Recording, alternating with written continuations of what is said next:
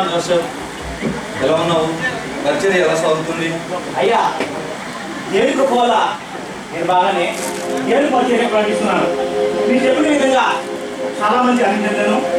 అసలు దేవుడు అంటే పేదవాళ్ళని వాక్సిన్ ద్వారా రచన నడిపించడానికి ఆ ప్రభుత్వ కృపకి నేను ఎంతగానో సంతోషిస్తున్నాను. చాలా సంతోషం చేస్తాను. నీకింతటి గొప్ప అవకాశం దేవుని పరిచర్య చేయడానికి వచ్చినాను. ఇంకా మన దేశంలో కోట్లాది మంది అయ్యంశనులు నిజమైన దేవుడు ఎరగని వారే ఉన్నారు. మన సేవకులు దైవజనులు పరిచర్య భారంగా చేయవలసిన అవసరం ఉంది.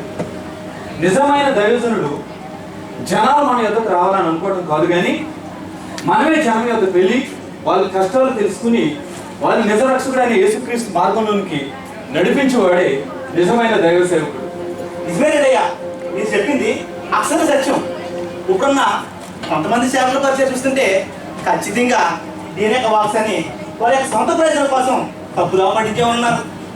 దేని యొక్క వాక్సం ఉన్నది ఉన్నట్టుగా చెప్పేవారు చాలా తక్కువ మంది రోజుల్లో. మనం ఒక్కసారి దేవుని పరిచర్య చేయాలని నిర్ణయించుకున్నప్పుడు దేవుని కోసమే బ్రతకాలి.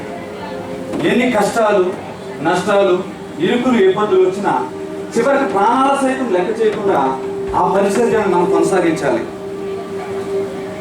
అలాగేనయ్యా, మీరు చెప్పిన విధంగా నేను నా పరిచర్యలో ఎన్ని కష్టాలు, ఇబ్బందులు వచ్చినా భయపడకుండా దేవుని పని చేస్తానని మీ ఎదుట దేవుని ఎదుట మీకు మాట ఇస్తున్నాను. చాలా సంతోషం జోసెఫ్. నీవు నిర్ణయించుకున్న ఈ నిర్ణయాన్ని బట్టి దేవునికి స్తోత్రం కలిగిన గాక. ఆమేన్. అయితే నీకు ఒక భారమైన అతి కష్టమైన దేవుని పనిని నీ ద్వారా జరిపించాల్సిన భారం మన మీద ఉంది. చెప్పండి, దేవుని పని ఎంత కష్టమైనా నేను చేయడానికి సిద్ధమే.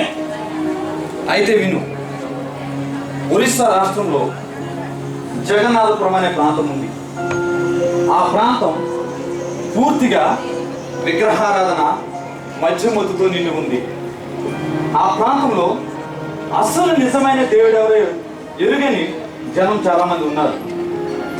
అంతేగాక ఆ ప్రాంతాన్ని ఒక కర్కశ కఠోర హృదయుడు తన మంత్రతాంత్రిక శక్తులతో, తన క్షుద్ర పూజలతో వారిని భయంకరమైన పాపంలోకి నడిపిస్తూ ఉన్నాడు. ముందుగా నువ్వు అక్కడికి వెళ్ళి నువ్వు పరిచర్య చేసి కొంతమందినైనా దేవుళ్ళలోకి నడిపించవలసిన భారం మన మీద ఉంది. అలాగేనయ్యా, మీరు చెప్పిన విధంగా నేను బయలుదేరి వెళ్తాను.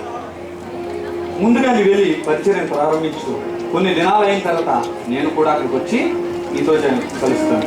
అలాగేనయ్యా, మీరు ప్రార్థించండి, నేను బయలుదేరుతాను. సరే, ప్రార్థన చేసుకుందాం.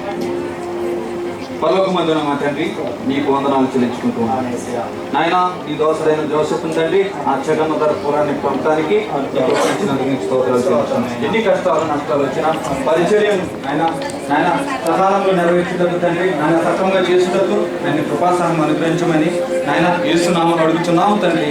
ఆమేన్.